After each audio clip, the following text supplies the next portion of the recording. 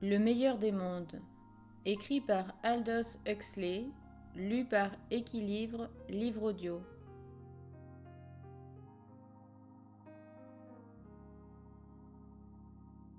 Chapitre 2. Suite.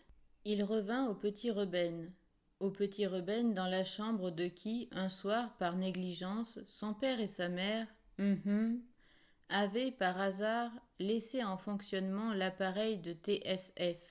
Car il faut se souvenir qu'en ces jours de grossière reproduction vivipare, les enfants étaient toujours élevés par leurs parents, et non dans des centres de conditionnement de l'État. Pendant que l'enfant dormait, l'appareil commença soudain à transmettre un programme de radiophonie de Londres, et le lendemain matin, à l'étonnement de son et de sa les plus effrontés parmi les jeunes gens se risquèrent à échanger un ricanement.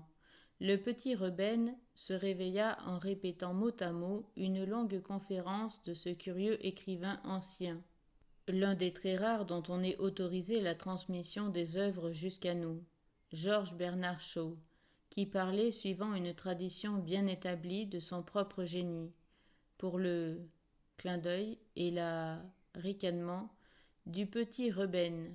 Cette conférence fut, bien entendu, parfaitement incompréhensible, et, s'imaginant que leur enfant était devenu subitement fou, ils firent venir un médecin.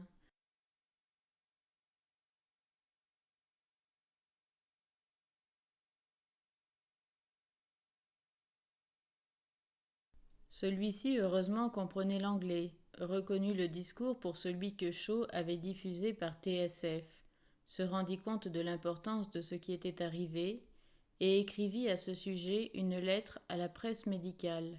Le principe de l'enseignement pendant le sommeil, ou l'hypnopédie, avait été découvert. Le DIC fit une pause impressionnante. Le principe avait été découvert, mais il devait s'écouler bien des années avant que ce principe reçût des applications utiles. Le cas du petit Reuben ne se produisit que 23 ans après le lancement du premier modèle en T de notre Ford. Ici, le directeur fit un signe de T à hauteur de son estomac, et tous les étudiants l'imitèrent révérencieusement.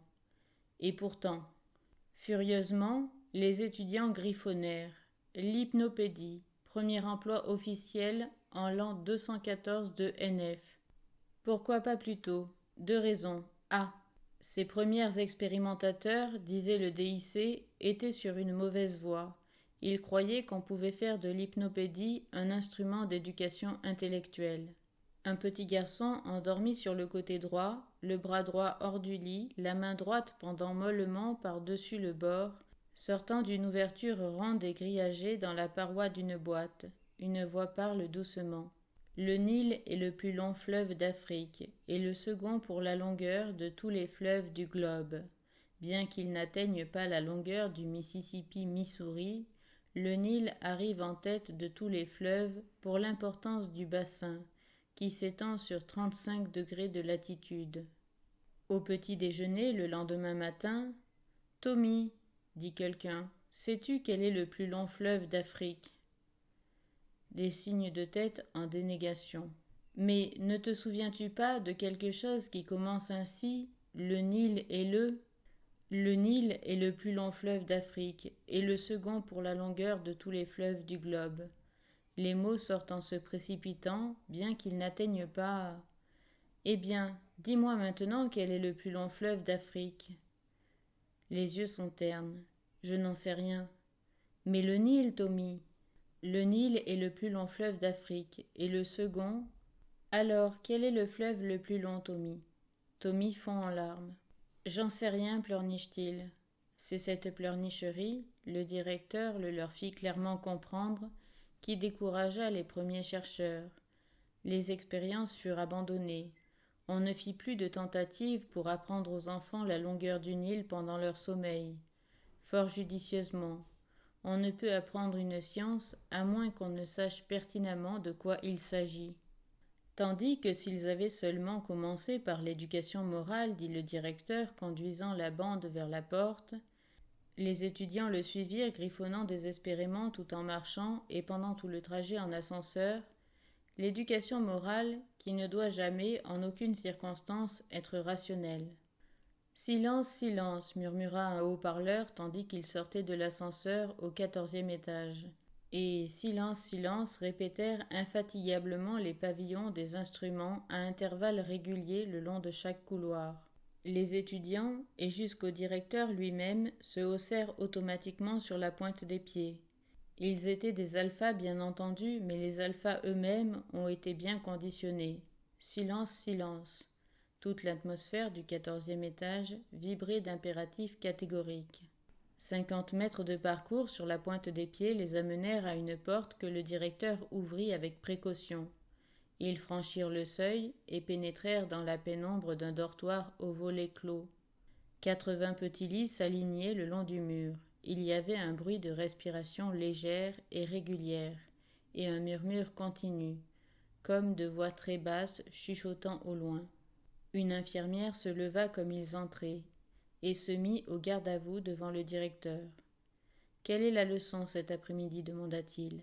« Nous avons fait du sexe élémentaire pendant les 40 premières minutes, répondit-elle. Mais maintenant, on a réglé l'appareil sur le cours élémentaire de sentiments des classes sociales. » Le directeur parcourut lentement la longue file des petits lits.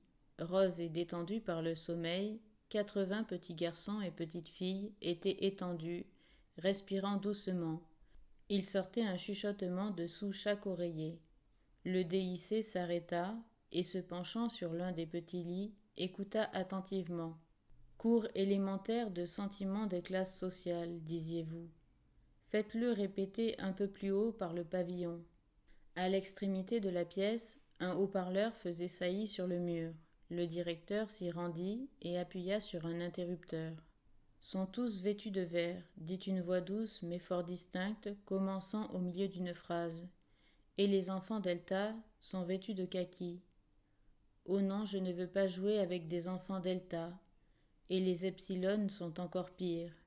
Ils sont trop bêtes pour savoir lire ou écrire. Et puis, ils sont vêtus de noir.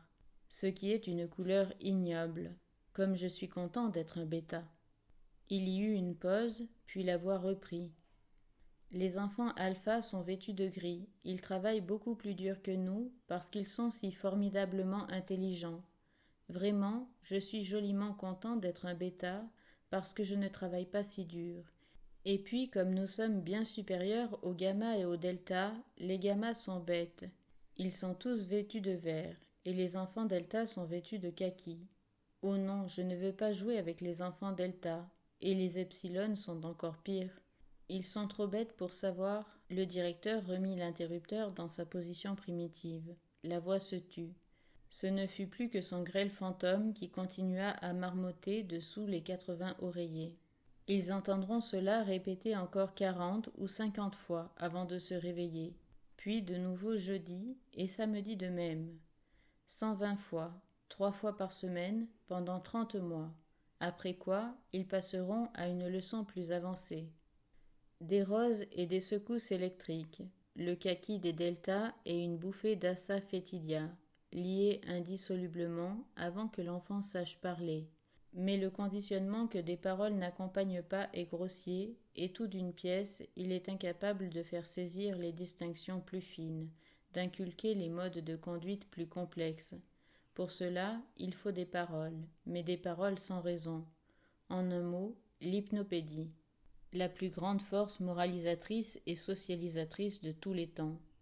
Les étudiants inscrivirent cela dans leur calepin, le savoir puisé directement à la source.